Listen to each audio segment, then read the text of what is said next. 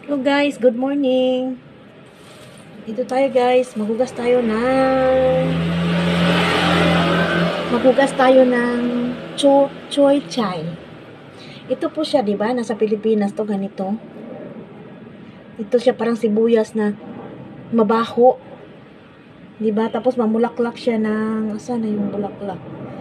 Ito. 'Di ba sa Pilipinas di man to kinakain? 'Di ba may bulaklak na ganito? Alam nyo to? Yung taga Pilipinas. 'Di ba? Parang ganito ba? Parang sibuyas. Tapos pag inaamoy natin, 'di ba? Medyo may baho siya, mabaho. Ito siya. Yan. Masarap to, guys. Hugasan siya, tapos hiwain mo slice mo ng manipis-nipis talaga, yung parang giniling ba na pagka-slice, ganun. Tapos ano ka ng itlog.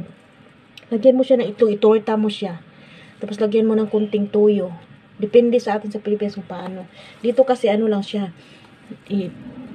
Slice siya ng pinakamaliit-liit na slice. Tapos, maghanda ka ng itlog or ilang itlog ihalo mo. Tapos, lagyan mo ng kunting toyo, kunting asin. Depende kung ano ihalo mo. Basta ganyan lang dito siya.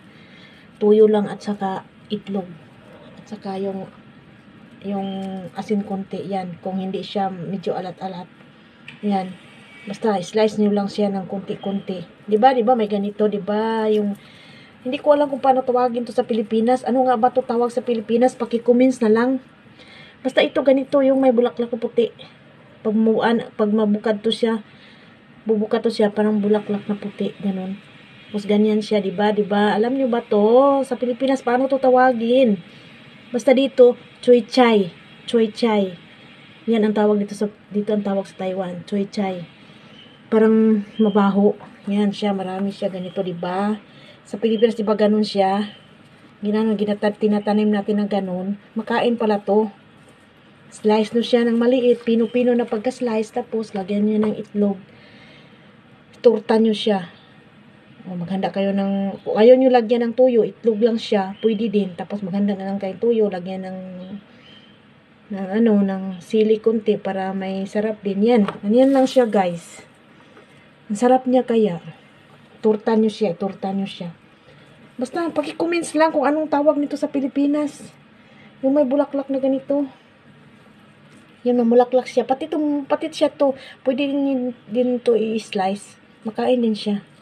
Basta malinis lang dito niya dulo kasi may lupa na yan. Yan siya. Sabi kasi ng amo ko, harvest ko daw. Okay na guys, bye-bye.